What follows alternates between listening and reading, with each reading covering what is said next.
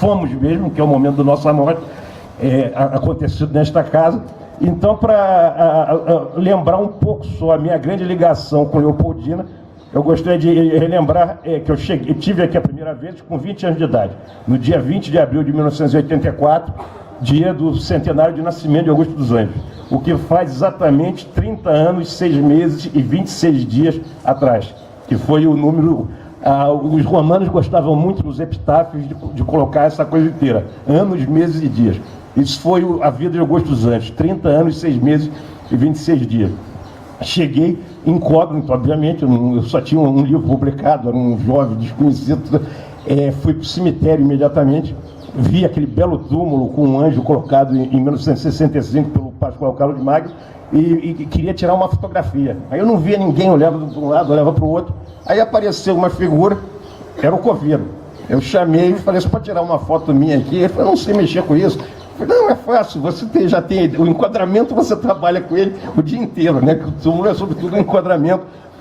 Aí ele tirou, a foto ficou perfeita, eu tenho ela até hoje. Hoje eu vou tirar outra, no mesmo local, com muito menos cabelo e 30 quilos a mais, mas vai ficar uma do lado da outra. E quando ele terminou de tirar a foto, eu falei, você sabe que esse poeta que aqui está enterrado escreveu um soneto para a tua profissão, um poema? Eu não falei soneto, talvez ele nem soubesse o que é um soneto. Eu falei, não. Aí eu falei, olha só, versos a um coveiro, enumerar sepulturas e carneiros, reduzir carnes podres, algarismos, tal é, sem complicados silogismos, aritmética hedionda dos coveiros, 1, 2, 3, 4, 5, esoterismos da morte.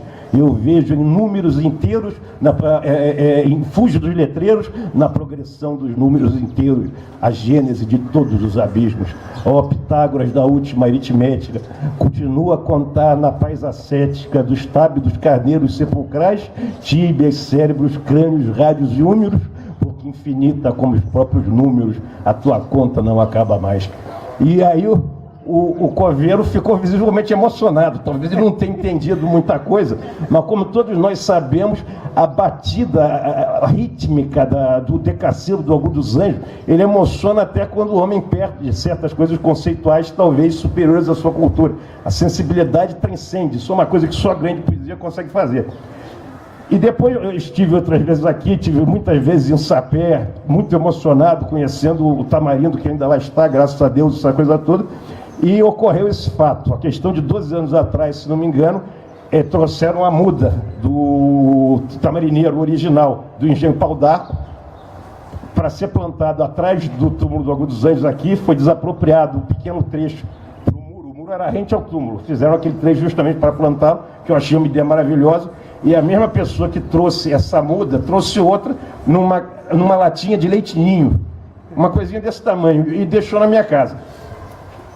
Com essa ideia brilhante, se cumpria a vontade do Augusto dos Anjos, quer dizer, em 2 sonetos, na verdade, quando ele fala, aquele primeiro soneto confessional, no tempo de meus pais sob estes galhos, como uma vela fúnebre de cera, chorei bilhões de vezes com a canseira de inexorabilíssimos trabalhos. Hoje esta árvore de altos agasalhos guarda como uma caixa derradeira o passado da flora brasileira e a paleontologia dos cavalos. Quando cessarem todos os relógios da minha vida e a voz dos necrológios gritar nos noticiários que eu morri, voltando à pátria da homogeneidade, abraçado com a própria eternidade, a minha sombra de ficar aqui.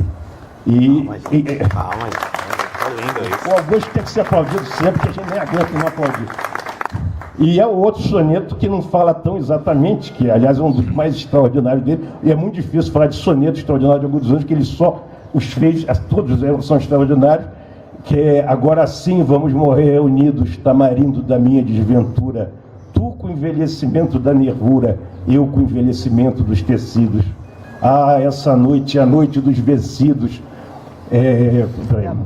E a podridão, meu velho, essa futura ultrafatalidade de ossatura, aqui nos acharemos reduzidos.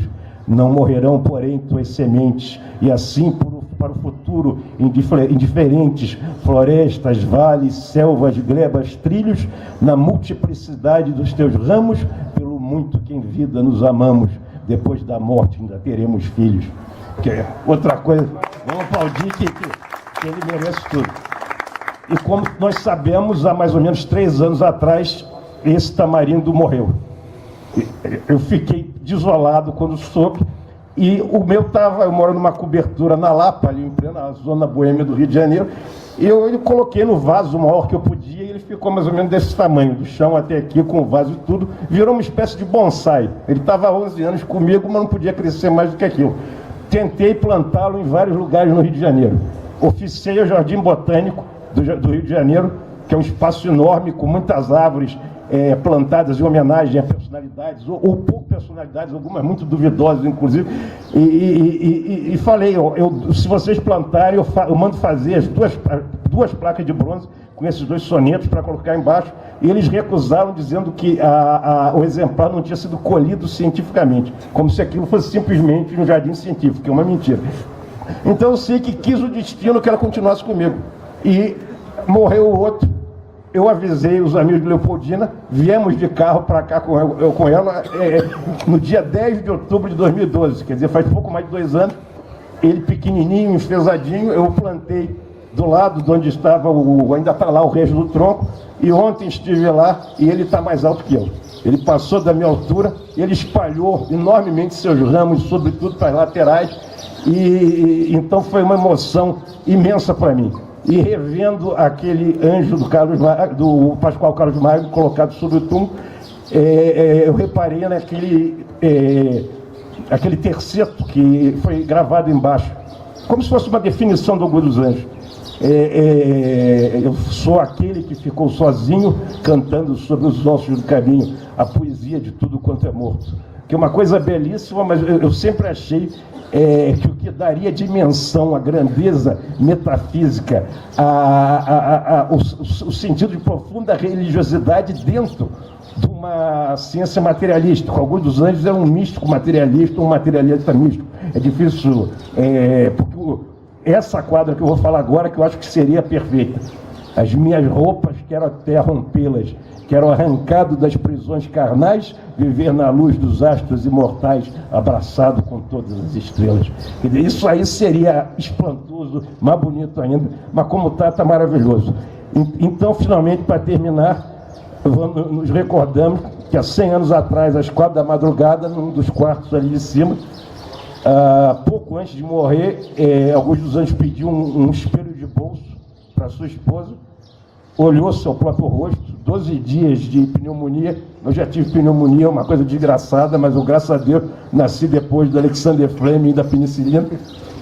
Ele olhou seu próprio rosto, muito perto da morte, e falou essas suas últimas palavras, que aliás são um decassílabo perfeito: esta centelha não se apagará.